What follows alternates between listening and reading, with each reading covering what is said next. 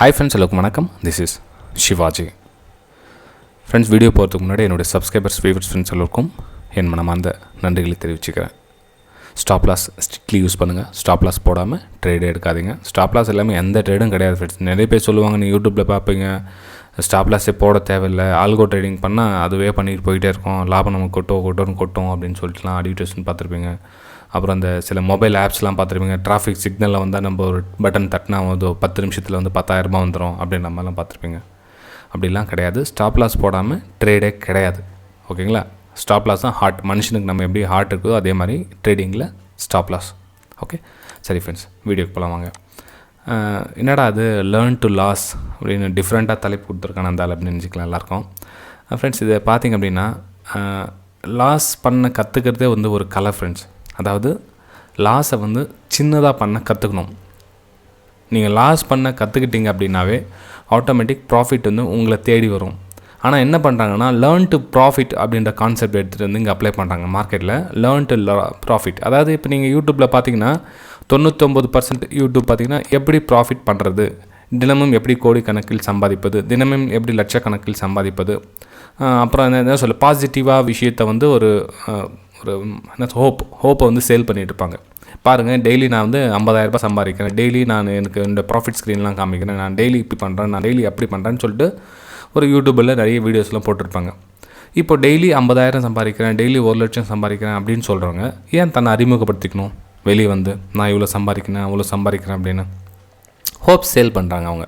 ஓகேங்களா? ஸோ அதனால் அவங்கக்கிட்ட நீங்கள் கிளாஸுக்கு போவீங்க, அவங்க டெய்லி இவ்வளோ சம்பாதிக்கிறாங்க இல்லைங்களா, அதனால் அவங்கக்கிட்ட கிளாஸுக்கு போகலாம், ஏதோ ஒரு விஷயத்து காரணத்துக்காக நம்ம கிளாஸ் அட்டன் பண்ணணும் அப்படின்ற ஹோப்பை சேல் பண்ணி ப்ளஸ் அது மூலிமா எக்ஸ்ட்ரா வருமானம் தேடிக்கிறாங்க. நான் சொல்கிறது அவங்க சம்பாதிக்கிறன்றது 3வது பட்சம்.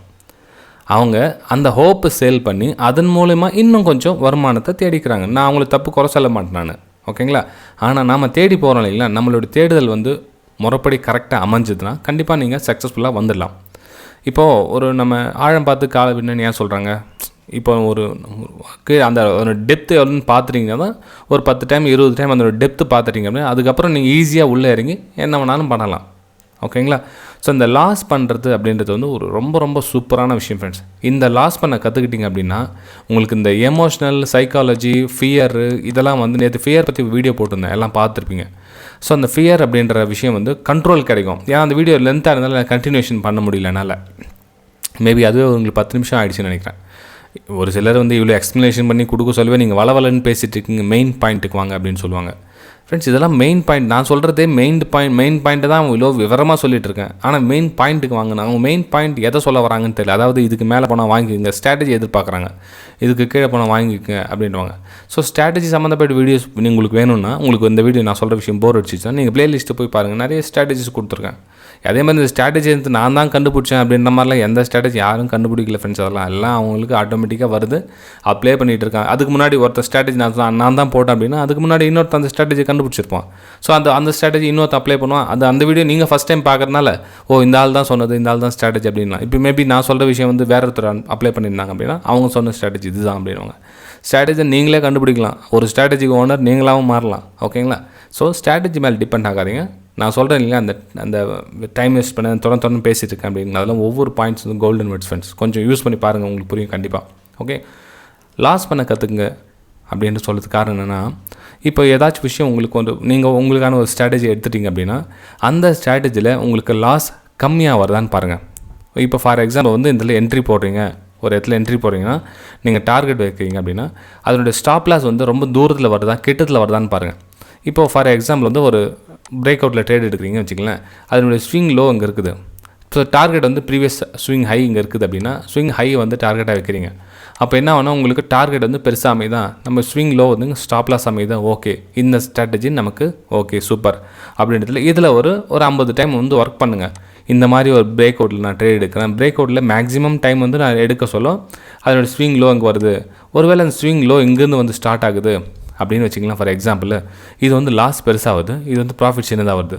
ஆனால் நிறைய பேர் என்ன பண்ணுவாங்க, இதுவும் பிரேக் அவுட் தான், இப்போ இதுவும் பிரேக் அவுட், ஃபஸ்ட்டு இதுவும் பிரேக் அவுட் தான், இதுவும் பிரேக் அவுட் தான், எதில் நமக்கு ரிஸ்க் கம்மியாக இருக்குது, அதுதான் சொல்லுது லேர்ன் டு லாஸ் அப்படின்றது. என்ன அப்படின்னா இந்த இதில் நீங்கள் என்ட்ரி எடுக்கக்கூடாது, ஏன்னா லாஸ் பெருசாக வருது. லாஸ் பண்ண கற்றுக்குங்க அப்படின்னா இது பெரிய லாஸ், இது சின்ன லாஸ். இப்போ இது வந்து 2 ரூபா லாஸ் இருக்குது அப்படின்னா இது ரூ. 10 லாஸ். ஸோ ரூ. 2 லாஸ் நீங்கள் அந்த ட்ரேட் எடுப்பீங்களா, இல்லை ரூ. 10 லாஸ் ஒரு ட்ரேட் எடுப்பீங்களா?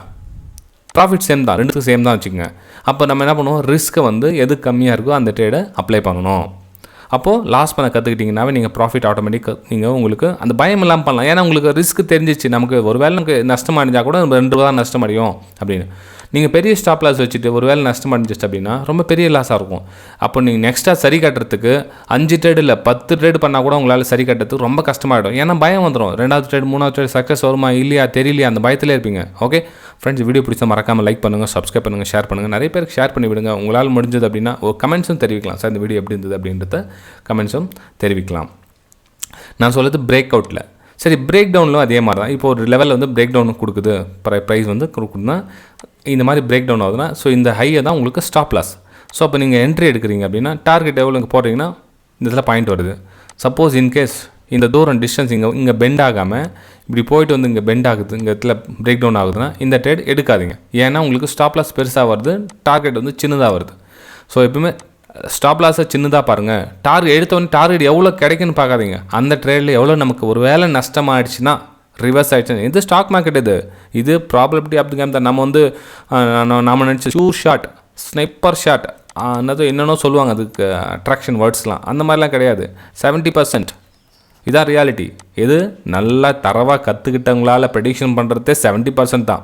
நல்லா தரவாக கற்றுக்கிட்டு 90%, 98% வாங்க. இப்போ என்னுடைய யூடியூப் வீடியோஸ்லாம் கூட பார்த்தீங்கன்னா மார்னிங் அப்டேட்டில் சார் நீங்கள் 95% அக்யூரிசியாக பண்ணுறீங்க அப்படின்னா கண்டிப்பாக கிடையாது, நான் ஒத்துக்க மாட்டேன் ஃப்ரெண்ட்ஸ். நீங்கள் சொல்லுவீங்க, ஓகே அது உங்களுடைய பெருந்தன்மை, அதை நான் வந்து ஏற்றுக்க முடியாது. ஏன்னா 95% அக்யூரிசி யாரும் கிடையாது. இப்போ நான் சொல்கிறேன்னா இப்போ இந்த மாதம் மேபி என்னுடைய 95% இருக்கலாம், அடுத்த மாதம் என்னுடைய 65% கூட ஆகலாம், சொல்ல முடியாது. ஸோ அப்போ அதனுடைய ஆவரேஜ் தான் நான் கணக்கு எடுக்க முடியும். இந்த மாதம் என்னுடைய 95% அக்யூரிசின்னா அடுத்த மாதம் 65% தெரியாது மேபி, ஓகேங்களா. ஆனால் எப்பவுமே 50%க்கு மேலே உங்களுடைய லெவல் இருந்துச்சுன்னா நீங்கள் நல்லா கணிக்கிறீங்க அப்படின்னு அர்த்தம். ஆனால் 50% பிலோ போயிடுச்சு, 40% எனக்கு சரியாக இல்லை, மோஸ்ட் ஆஃப் த டைம் வந்து எஸ்எல் அடிக்குது அப்படின்னா இன்னும் நீங்கள் நிறைய கற்றுக்க வேண்டியது இருக்குது அப்படின்னு அர்த்தம். ஸோ லாஸ் பண்ண கற்றுக்கிறது அப்படின்றது இந்த மாதிரி தான். இப்போ என்னுடைய ட்ரேட் நீங்கள் பார்த்தீங்கன்னா மோஸ்ட் ஆஃப் த டைம் வந்து நான் ரெசிஸ்டன்ஸில் ட்ரேட் எடுப்பேன். இப்போது ப்ரைஸ் வந்து இந்த மாதிரி போகுதுன்னா நான் ரெசிஸ்டன்ஸில் ட்ரேட் எடுப்பேன். எனக்கு இந்த ரெசிஸ்டன்ஸில் ட்ரேட் எடுக்கணும், இந்த ரெசிஸ்டன்ஸில் ட்ரேட் எடுக்கணும், எனக்கு இங்கே ஸ்டாப்லஸ் வரணும், எனக்கு டார்கெட் ப்ரீவியஸ் லோ எங்கோ அந்த லோ ஃபஸ்ட்டு டார்கெட்டு, இது செகண்ட் டார்கெட்டு, இந்த மாதிரி செட் பண்ண சொல்லும். எனக்கு இந்த கான்ஃபிடன்ஸ் லெவல் பில்ட் ஆகும். இப்போ மேலே வந்து ₹2 ஸ்டாப்லஸ்னால் கீழே வந்து ₹5 டார்கெட், அதுக்கப்புறம் ₹8 டார்கெட். ஸோ இந்த மாதிரி எவ்ரி ட்ரேட் நீங்கள் பண்ண பரவாயில்ல. நான் சொல்ல 10ல் 5 ட்ரேட் ஃபெயில் ஆகட்டும், நோ ப்ராப்ளம்.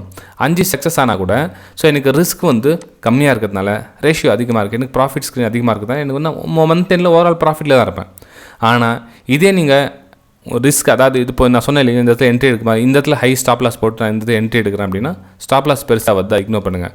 சப்போஸ் இதே உங்களுக்கு சினாரியோ நான் சொல்ல பார்த்துங்க, இந்த மாதிரி இடத்துல உங்களுக்கு எடுக்கிறீங்க அப்படின்னா இந்த இடத்துல எடுக்கிறீங்கன்னா இந்த ஹை நீங்கள் எடுத்துக்கலாம் ஸ்டாப் லாஸ், ஏன்னா அது கிட்ட இருக்குது, இது ரிஸ்க்கு கம்மி. நீங்கள் எடுத்துகிட்டு உங்களுடைய டார்கெட்டை இங்கே வைக்கலாம். ஓகே, இது இந்த ஹையை நீங்கள் ஸ்டாப் லாஸை போடலாம். இங்கே ரிவர்ஸ் ஆகிடுச்சு அப்படின்னா ஓகே. ஆனால் இதே உங்களுக்கு இந்த டிஸ்டன்ஸில் போக சொல்லும், இந்த ஹையை நீங்கள் ஸ்டாப் லாஸை கொடுக்க முடியாது, இந்த ஹை தான் நீங்கள் ஸ்டாப் லாஸை கொடுக்க முடியும். ஸோ ஸ்டாப் லாஸை எப்படிலாம் வந்து ரெடியூஸ் பண்ணலாம், ஸ்டாப் லாஸை எப்படிலாம் சின்னதாக பண்ணி போடலாம் அப்படின்றத கற்றுக்கிட்டாவே நீங்கள் சக்ஸஸ்ஃபுல்லாக வந்துடலாம்.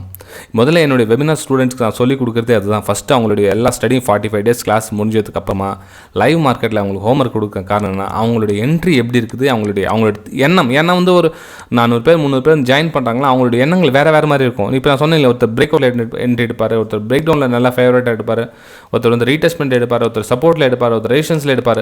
ஸோ அவங்களுடைய தாட்ஸ் என்னவோ அதில் ஃபோக்கஸ் பண்ணுங்கன்னு சொல்லுவேன். ஓகேங்களா, அதுதான் மென்டர். சிறந்த மென்டர் கடையால் என்னென்னா ஒரு மாணவனுடைய திறமையை வெளிப்படுத்தணும். இப்போ அவங்களுடைய திறமை வெளிப்படுத்தினா அதில் மட்டும் ஷைன் பண்ணணும். பிரேக் அவுட்னா ஒன்லி நீங்கள் ஃபோக்கஸ் பண்ணுங்கள் பிரேக் அவுட்டில். ஏன்னா நீங்கள் பிரேக் அவுட்டில் நல்லா ஃபேமஸ் ஆகிட்டு வரீங்க, நீங்கள் பிரேக் அவுட்டில் ஃபோக்கஸ் பண்ணுங்கள். நீங்கள் எல்லாத்தையும் மறந்துடுங்க, எல்லா டோட்டல் இக்னோர் பண்ணிடணும். ஸோ நீங்கள் பிரேக் அவுட்டில் மட்டும் மாஸ்டர் ஆகுங்க, அதுவும் உங்கள் லைஃப்பில் கொண்டு வரும். ஆனால் நீங்கள் எல்லாத்துலேயும் மாஸ்டர் ஆகணும்னு ட்ரை பண்ணாதீங்க அப்படின்னு சொல்கிறது நான். ஓகேங்களா, சரி ஃப்ரெண்ட்ஸ், வீடியோ பிடிச்சா மறக்காமல் லைக் பண்ணுங்கள், சப்ஸ்கிரைப் பண்ணுங்கள், ஷேர் பண்ணுங்கள். நம்ம அடுத்த வீடியோ சந்திக்கலாம். தேங்க்யூ, பாய்.